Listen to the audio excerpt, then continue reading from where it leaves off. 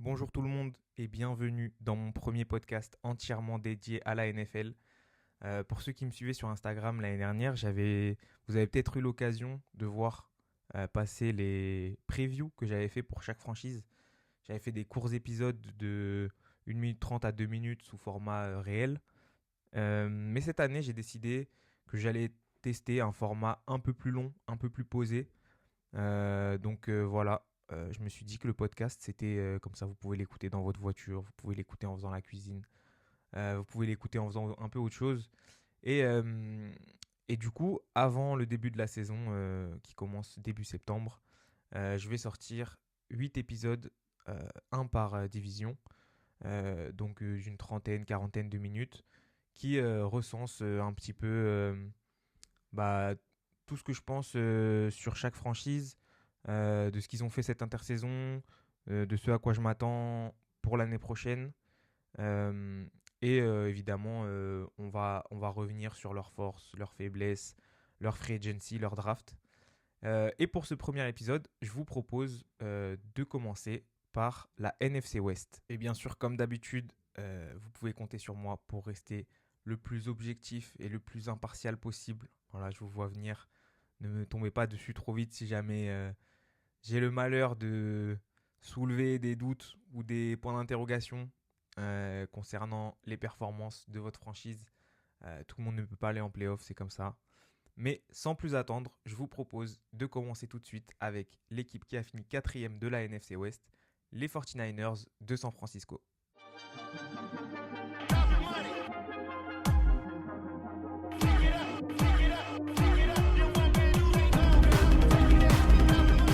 Petite remise en contexte pour commencer, pour comprendre un peu pourquoi les 49ers ont terminé avec seulement 6 victoires en 2024 alors qu'ils étaient allés au Super Bowl l'année juste avant. Mais voilà, si vous avez regardé la saison, vous n'êtes probablement pas sans savoir que Christian McCaffrey a manqué la plupart des matchs. Idem pour Brandon Ayuk, juste après avoir été prolongé. Mais il y a également eu des incidents tragiques en dehors du terrain. Il y a Ricky Persal qui s'était fait tirer dessus avant même les training camps. Il y a Chavarius Ward qui a perdu sa fille tragiquement. Donc voilà, les 49ers ont eu une saison très difficile, euh, que ce soit sur le terrain ou en dehors. Euh, et au-delà de ça, ils ont eu des grosses difficultés en défense, puisque leur rushing defense, enfin leur défense contre la course, on va parler en français, euh, se classe 29e en EPA per play. Alors c'est une stat que je vais utiliser souvent dans le podcast. EPA per play, c'est les expected points added par play.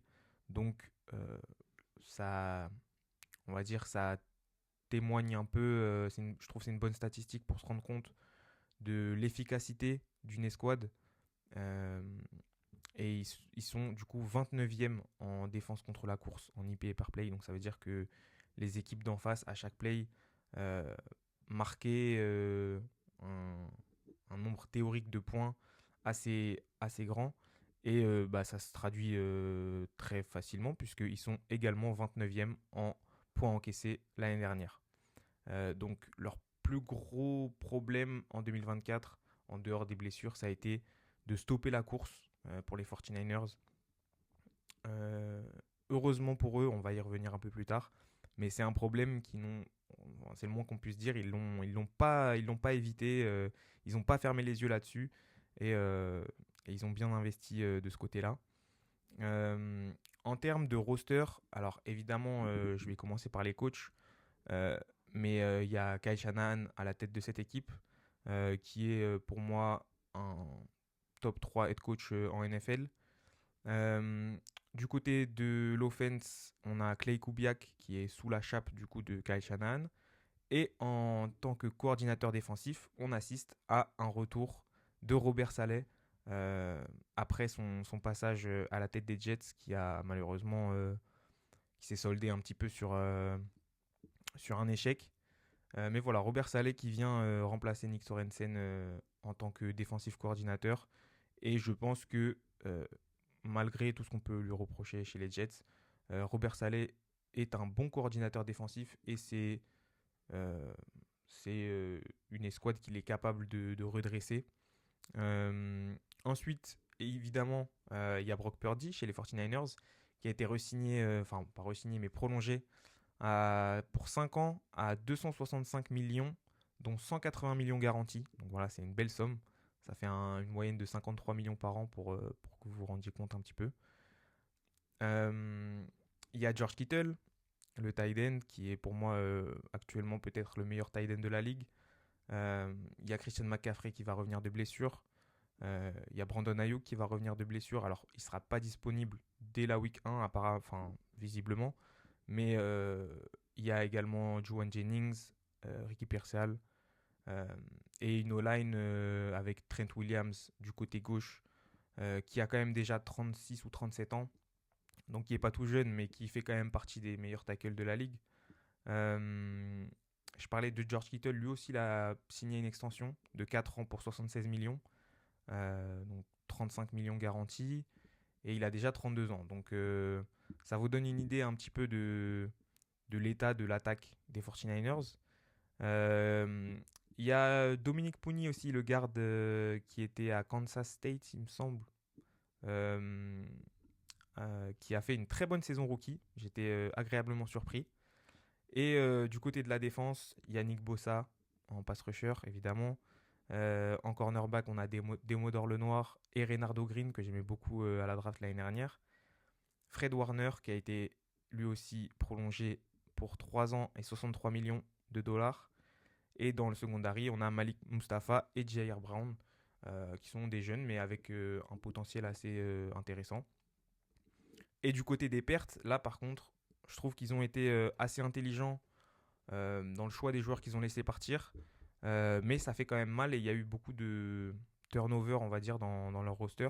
Puisqu'il y a le départ de Tolanoa Wafanga et Dre Greenlow qui sont tous les deux partis à Denver. On a le départ de Chavarius Ward chez les Colts, le départ de Javon Hargrave, le départ de Deebo Samuel et celui de Aaron Banks. Donc voilà, ça vous donne une idée de à quel point les 49ers ont brassé du monde cette intersaison. Et en arrivée, on a Robinson en receveur qui devrait commencer la saison si Brandon Ayuk n'est pas disponible. Et Bryce Huff qui avait fait une bonne saison chez les Jets il y a 2 ans avec Robert Saleh justement et qui a pas du tout eu de temps de jeu chez les Eagles. Ça s'est pas bien passé l'année dernière. Mais du coup, il retourne auprès de Robert Saleh chez les 49ers. Euh, mais voilà, le problème principal, c'était la défense contre la course. Et pour le coup, on ne peut pas nier que les 49ers ont pris le problème à bras le corps. Euh, Puisque à la draft, et bah, ils ont dédié quasiment 5 picks sur leur, je sais plus si c'est 11 ou 12 au total, mais leurs 5 premiers picks uniquement dans ce but-là, que ce soit Michael Williams, le edge rusher de Georgia, euh, qui est très jeune et a besoin de développement, mais qui est un projet et qui est assez bon contre la course. On a également la sélection d'Alfred Collins au deuxième tour de Texas, le defensive tackle, qui est juste un frigidaire humain, je ne sais pas si on peut appeler ça comme ça. Ensuite, ils ont sélectionné un linebacker, Nick Martin, puis un nose tackle, encore CJ West, donc à nouveau dans le but d'arrêter la course. Et ils ont aussi sélectionné Uptown Stout, un cornerback, mais qui est très féroce contre la course, on va dire. Donc voilà, c'est un problème que je pense ils ont pu régler cette intersaison. Si, enfin, en tout cas, l'investissement est à la hauteur de- du, du problème. Jusqu'à l'année 2023, Brock Purdy, enfin non, même 2024, Brock Purdy était sous contrat rookie. Donc ça leur a permis d'avoir une grande flexibilité en termes de cap space, de pouvoir faire venir énormément de monde euh, et de ne pas avoir trop de contre-coups puisqu'ils n'avaient pas de quarterback à payer. Ce qui n'est plus le cas. Mais je veux débunk un petit truc que j'entends quand même souvent, qui est que Brock Purdy est un système QB et qu'il n'est capable de faire ce qu'il fait que parce qu'il est dans le schéma de Kyle Shanahan. Je pense que c'est très exagéré de dire ça. Pour moi, Brock Purdy, c'est l'élément qui a un petit peu sauvé les 49ers, puisque leur draft 2021 est cataclysmique. D'ailleurs, celle de 2022 et celle de 2023 ne sont pas vraiment mieux. Ça a été une succession de mauvais choix qui a été, on va dire, un petit peu masqué uniquement parce que Brock Purdy faisait partie des points forts de l'équipe et que s'il n'y avait pas eu Brock Purdy, les 49ers ne seraient pas là où ils sont et n'auraient pas eu, on va dire, un parcours aussi radieux ces dernières années. Donc, pour moi, évidemment, le système de Shanahan facilite la vie pour les quarterbacks, mais Purdy a aussi été très à l'aise et très tôt. Au-delà de ça, je trouve que la sélection de Brock Purdy avec le dernier choix de la draft en 2022 leur permet de passer outre pas mal de décisions douteuses, que ce soit sur les premiers jours des drafts 2021 à 2023 ou que ce soit en free agency. Je pense notamment au trade de DeForest Buckner qu'ils envoient à Indianapolis en échange d'un premier tour, avec lequel ils sélectionnent Javon Kinlaw, qui a flop à San Francisco, c'est le moins qu'on puisse dire. Et du coup, ils se retrouvent à payer plus cher un Javon Hargrave, qui à ce moment-là de sa carrière est plus vieux et moins bon que DeForest Buckner. Donc voilà, même s'ils ont relevé le niveau sur les drafts 2024 et 2025, je pense que s'ils ont moins de malchance en termes de blessures cette année, c'est une équipe qui peut aller gagner 10 matchs, voire plus, et se qualifier en playoff. On enchaîne avec les Cardinals de l'Arizona qui terminent 3e de NFC West avec un bilan de 9 victoires et 8 défaites. Finalement, à seulement un match des deux premiers de la division, hein, qui terminent tous les deux à 17. Donc, il y a du progrès chez les Cardinals. Ça avance lentement mais sûrement. On va commencer par faire un petit récapitulatif de leur saison 2024. Ils terminent respectivement 13e en passing offense et 8e en rushing offense en EPA per play toujours. Donc c'est une attaque qui a assez bien marché, surtout à la course. Par contre, en défense, ils sont 24e contre la passe et 25e contre la course. Donc ils ont eu du mal, c'est le moins qu'on puisse dire. En revanche, en points encaissés, ils ont été seulement 15e. Donc c'est une défense qui a été très bonne dans la red zone, mais qui a été très mauvaise avant d'être en field goal range. Donc c'est assez étonnant comme constat. Mais il y a eu on va dire des explications pour ça, notamment le fait que leur premier choix de l'année dernière, enfin leur deuxième premier choix de l'année dernière, Darius Robinson, a été blessé quasiment toute sa saison rookie, qu'ils ont eu un pass rush assez, je vais pas dire stérile, mais assez décevant, ce qui explique aussi les investissements cette année. Et Buda Baker, qui a 29 ou 30 ans, est premier de la ligue en tacle manqué, enfin en plaquage manqué, avec 28 plaquages manqués. C'est très décevant pour un safety de son calibre, on va dire. Donc voilà, Buda Baker, très décevant cette saison pour moi.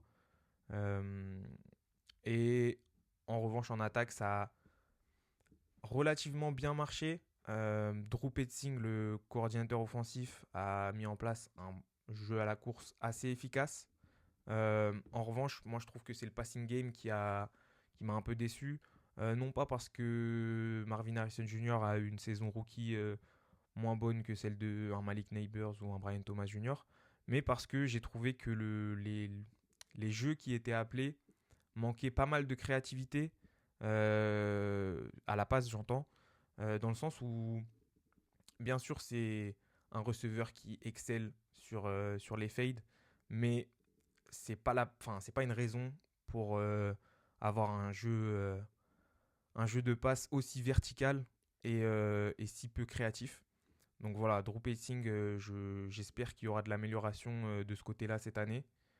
Euh, pour ce qui est de la défense, le point, on va dire, le plus facile, enfin, le plus facilement améliorable, non, mais celui qui peut progresser le plus, il y a eu des investissements intéressants pendant la free agency, notamment Josh Sweat, qui va remplacer Dennis Gardeck. Euh, et à la draft, la sélection de Walter Nolen au premier tour, ainsi que celle de Jordan Burch, je ne sais pas trop comment on prononce, au troisième tour, qui n'est pas à oublier non plus. Donc il y a eu des investissements de ce côté-là. Ils ont ramené Calais Campbell pour servir de mentor, en quelque sorte, à Walter Nolen, puisqu'il a énormément de talent, Walter Nolen, mais on a eu vent de problèmes de maturité. Donc ce serait dommage de gâcher autant de talent avec du manque d'assiduité ou du manque de professionnalisme. Donc je trouve que c'est une bonne opération de la part de ce front office d'avoir ramené des vétérans pour l'encadrer. Will Johnson au poste de cornerback, s'il souffre pas trop de la blessure qu'il a subie l'année dernière, ce sera un style au second tour. Donc c'est une défense qui, je trouve, va dans le bon sens, en termes en tout cas de gestion de roster, puisque les Cardinals, avant l'arrivée de Jonathan Gannon en tant que head coach, entre-temps, ont eu beaucoup de changements dans le roster. Ça a beaucoup bougé. Je trouve que ça a bougé dans le bon sens. Mais pour l'instant, ça n'a pas cliqué. Et c'est assez difficile à expliquer. Enfin, évidemment, ça prend du temps. Mais je trouve que c'est une équipe qui a énormément de potentiel, qui a beaucoup de jeunes joueurs prometteurs. Mais il y a quelque chose qui manque inexplicablement. Ça manque de peps. Alors, est-ce que c'est parce que le niveau de la division est assez relevé et du coup, les Cardinals ont du mal à s'imposer dans une telle division? Est-ce que c'est parce que Kyler Murray on va dire, ne répond pas aux grandes attentes qu'il avait? C'est loin d'être un mauvais quarterback, mais il a des hauts très hauts et des bas très bas. Donc voilà, c'est une équipe, je trouve, qui fait des bons choix, mais qui termine toujours juste avant le succès, quoi. Mais écoutez, c'est un jeune coaching staff. Moi, je crois en Jonathan Gannon, notamment sur la défense. Euh, et voilà, le gros point d'interrogation, ce sera l'attaque à la passe. Est-ce que ça va progresser? Est-ce que ça va stagner? Euh, et l'autre aspect qui est un peu un point d'interrogation finalement, c'est leur guard, puisque je trouve en termes de tackle et de centre, c'est très convenable. En revanche, j'ai mis des doutes sur leur duo de guard, euh, qui je ne sais pas s'il sera pas un maillon faible un petit peu de cette attaque, et si ça va pas les tirer vers le bas malheureusement. Donc j'attends de voir les Cardinals, c'est une équipe assez difficile à évaluer pour moi, notamment parce qu'il y a un panel de résultats possibles assez large en fait. S'ils finissent en 7-10, je ne serais pas étonné. S'ils finissent en 11-6, bah, je ne serais pas choqué non plus. Donc c'est difficile à évaluer et je ne sais pas si j'ai confiance en un développement suffisamment rapide ou en tout cas un changement suffisamment brutal pour arriver à bousculer les Rams ou les Seahawks ou les 49ers dès cette saison. Donc voilà, pour moi, les Cardinals, ça risque d'être encore un peu juste cette année et de terminer à 8 ou 9 victoires en manquant les playoffs. Il est temps de parler de mon équipe préférée en NFL. Promis, je vais rester objectif. Mais on va parler des Seahawks de Seattle qui terminent deuxième en NFC West avec un bilan de 10 victoires pour 7 défaites. Saison un poil frustrante puisque on termine derrière les Rams alors qu'on est à égalité en termes de bilan. On manque les playoffs et c'est la première fois qu'une équipe à 10 victoires manque les playoffs dans le format à 14 équipes qualifiées. Mais toute proportion gardée, j'ai trouvé que c'était une saison très satisfaisante étant donné que c'était la première saison de Mike McDonald en tant que head coach. Et donc, gagner 10 matchs pendant une première saison, c'est assez rare pour le souligner. Et d'autant plus que de son côté du ballon, c'est-à-dire la défense, on est passé d'une défense assez poreuse les années précédentes à une défense top 10 de la NFL en fin de saison. Donc de ce côté-là, ça a été très très satisfaisant. Ça a été d'ailleurs particulièrement marqué par l'arrivée en cours de saison du linebacker Ernest Jones. D'ailleurs, il n'a pas été prolongé pour rien. C'est parce que son arrivée a vraiment servi de point de bascule pour faire de la défense de Seattle une des meilleures défenses en NFL. Là où ça a pêché en 2024 pour les Seahawks, évidemment, c'est en attaque. Et plus particulièrement du côté de la ligne offensive, puisque sur les situations de passe pure, donc de true dropbacks, la O-line a concédé un total de 41% de pression sur leur quarterback. C'est tout simplement 32e en NFL sur 32. Voilà, je ne vous fais pas de dessin. La O-line était catastrophique. Et l'autre partie du problème, ça a été Ryan Grubb, notre coordinateur offensif, qui lui aussi était en première année, et qui a été remercié d'ailleurs, puisqu'il n'a pas su s'adapter au niveau NFL, et il a complètement délaissé le jeu de course au profit du jeu de passe, alors qu'on avait une O-line incapable de bloquer pour Geno Smith convenablement. Donc voilà, franchement, à titre personnel, je blâme pas Geno Smith pour les interceptions, mais plutôt Ryan Grubb qui n'a eu cesse d'appeler des jeux de passe assez longs à se développer, alors que notre line n'était pas capable de bloquer plus de 2 secondes. Donc voilà. Cela dit, l'off-season de Seattle a été très très mouvementée. Je vais commencer par parler de l'embauche de Clint Kubiak en tant que nouvel offensive coordinateur en provenance des Saints, qui a priori aura un schéma offensif bien plus adapté au personnel de Seattle que celui de Ryan Grubb, puisque déjà on va favoriser la course et surtout ce sera un schéma d'outside zone, c'est-à-dire de blocs dans le périmètre au second rideau avec des linemen très athlétiques. Ça convient très bien au skill set de Kenneth Walker et ça convient également Enfin, ça devrait mettre moins de pression sur notre O-line qui ne devra pas bloquer aussi longtemps. Donc, par rapport à notre pick de Christian Haynes au 3e tour de la draft l'année dernière, ça va lui permettre de jouer dans un schéma qui met ses qualités en valeur. Idem pour notre pick de cette année, Grisabel. Donc c'est, je trouve, une bonne nouvelle. Et pour ce qui est du reste de l'off-season, ça a été, comme je vous l'ai dit, ça a été très mouvementé, hein. Les Seattle Seahawks se sont séparés de Geno Smith, leur quarterback titulaire, qu'ils ont trade à Las Vegas. Donc Geno Smith rejoint Pete Carroll chez les Raiders en échange d'un 3e tour. Ils se sont également séparés de DK Metcalf, qu'ils ont envoyé chez les Steelers en échange d'un 2e tour. Ils se sont séparés de Tyler Lockett après 10 ans de bons et loyaux services. Ils ont cut Noah Fent, ils ont cut Draymond Jones. Donc il y a eu beaucoup de mouvements et beaucoup de changements parmi les titulaires des deux côtés du ballon à Seattle, mais surtout en attaque. Et John Schneider, je trouve, a assez bien géré une off-season aussi chargée, puisque il a été dans l'action plutôt que dans la réaction. Et on a réussi à signer Sam Darnold pour remplacer Geno Smith. Alors, le Sam Darnold qu'on a vu en 2024 était excellent chez les Vikings de Kevin O'Connell. Le Sam Darnold qu'on a vu avant ça, ça a été beaucoup de difficultés, voilà, pour le dire gentiment. Ça a été énormément de difficultés.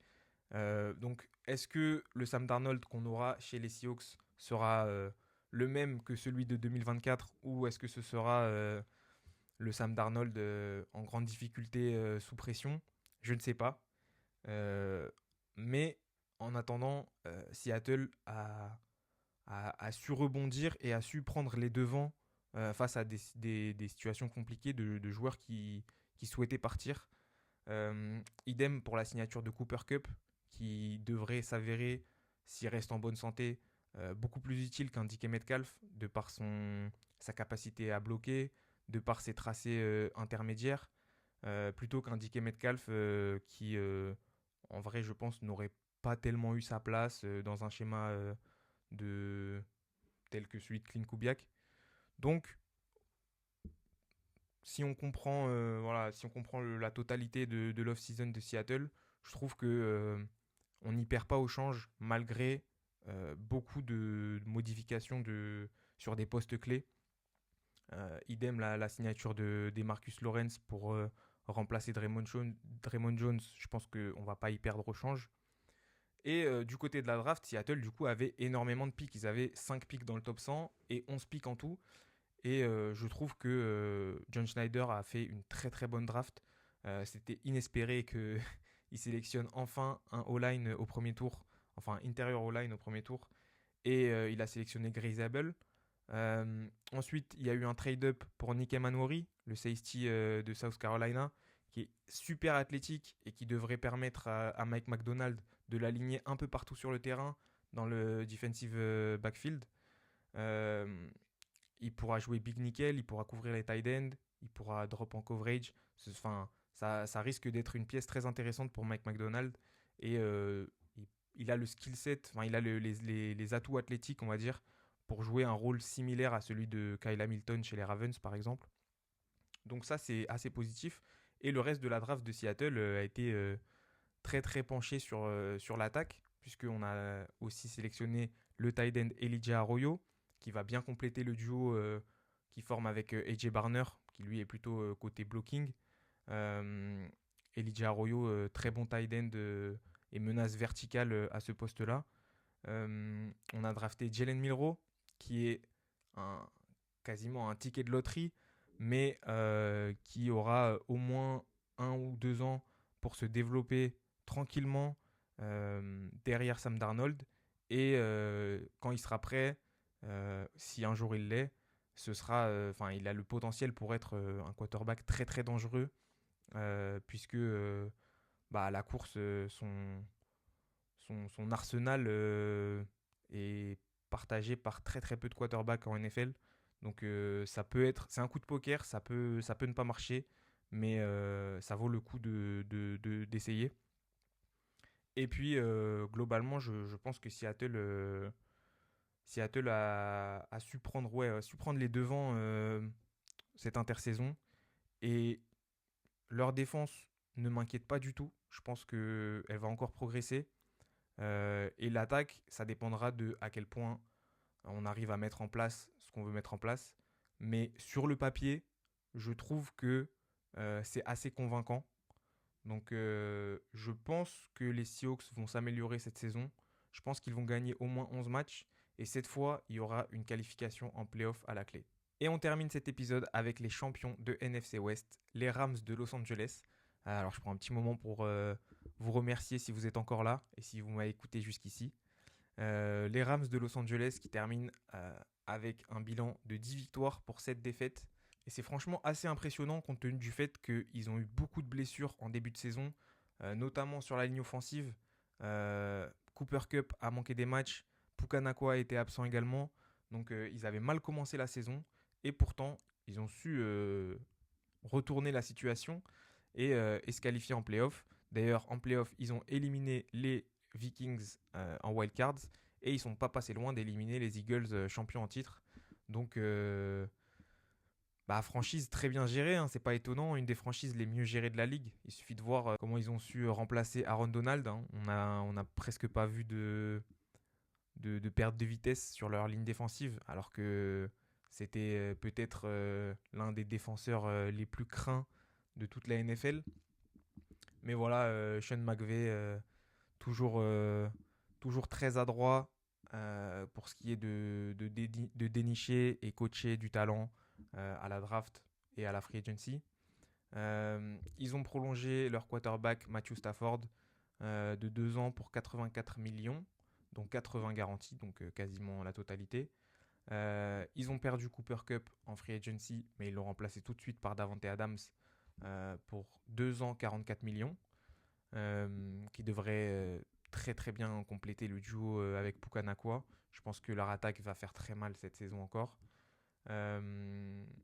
Et relativement dangereux, ces Rams pour 2025. Ils se classent 14e et 15e en offense à la passe et à la course respectivement. 20e en points marqués. Alors ça fait pas peur dit comme ça, mais c'est une équipe qui fait peu d'erreurs. Euh, En revanche, en défense, ils sont 28e contre la passe et 20e contre la course. Alors ça, c'est le plus gros point faible de l'équipe, hein, la défense contre la passe, notamment à cause de leur DB, puisque c'est un secondary un peu fragile sur le papier, même si Cameron Kinchens et Jalen McAuliffe ont montré des belles choses l'année dernière. Euh, c'est pas un secondary qui va verrouiller complètement les receveurs adverses. En revanche, leur pass rush est très très complet. Jared Verse qui a gagné le Defensive Rookie of the Year haut la main. Byron Young de l'autre côté. Kobe Turner.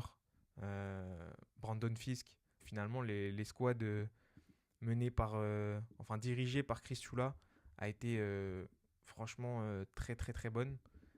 Et je pense que vu leur jeunesse, il y a encore de la place pour du progrès, donc ça fait très peur. Ensuite, en free agency, ils ont également prolongé leur left tackle Alaric Jackson à un contrat assez friendly pour l'équipe, puisque il a prolongé pour 3 ans 56 millions seulement. Et la O-line des Rams est franchement, je pense, une des escouades les plus sous-cotées de la ligue, puisque elle est extrêmement dominante de par les gabarits des joueurs qui la composent. Ils ont des gardes très très lourds, que ce soit Steve Avila, que ce soit Kevin Dodson. Ils roulent sur les défenses adverses avec des concepts de power scheme très très agressifs.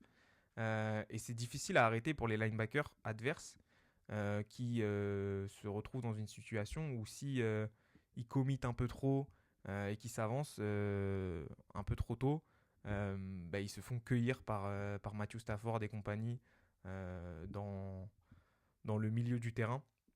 Donc c'est une offense redoutable et une D-line franchement effrayante. Donc je pense que c'est une équipe qui peut aller très très loin en 2025. Le seul petit bémol que je mettrais à leur intersaison, c'était pendant la draft. J'ai pas été convaincu par leur draft, notamment en termes de value. Alors évidemment, le trade down avec les Falcons est très très rentable l'année prochaine, puisqu'ils récupèrent un first round pick l'année prochaine supplémentaire. Et après réflexion, là, avec un peu de recul, je pense que c'est c'est très bien d'avoir Terence Ferguson et un first round pick en 2026 plutôt que plutôt que un seul joueur au premier tour cette année. Alors il y avait Jihad Campbell, mais bon, vu l'enclin des Rams à payer leur linebacker, je pense que c'était pas une priorité pour eux de drafter un linebacker. Euh, mais franchement, à part Josiah Stewart, j'ai trouvé que leur draft était un petit peu décevante. Donc c'est le seul point noir au tableau pour moi, pour les Rams. À voir ce que leur secondary et leur linebacker donneront en 2025. Mais vu le talent de leur D-line, je pense que le reste de la défense devrait tenir la route. Et si ça tient la route et qu'ils ne sont pas frappés par trop de blessures en 2025, pour moi, ils font partie des 5 équipes les, les plus favorites pour se qualifier au Super Bowl. Donc voilà, pour moi, les Rams en 2025, ce sera potentiellement champion de division encore une fois. Ce sera aux alentours de 11 ou 12 victoires et une qualification en playoff évidemment. C'est la fin de ce premier épisode. Merci beaucoup de m'avoir écouté. J'espère que ça vous aura plu. On se retrouve très bientôt, probablement pour parler de l'AFC West. Je vais essayer d'alterner les previews NFC et AFC. En attendant, n'hésitez pas à me faire vos retours en commentaire. Est-ce que le format vous plaît? N'hésitez pas à me suivre sur Instagram et sur Twitter. Je vous mettrai toutes les infos.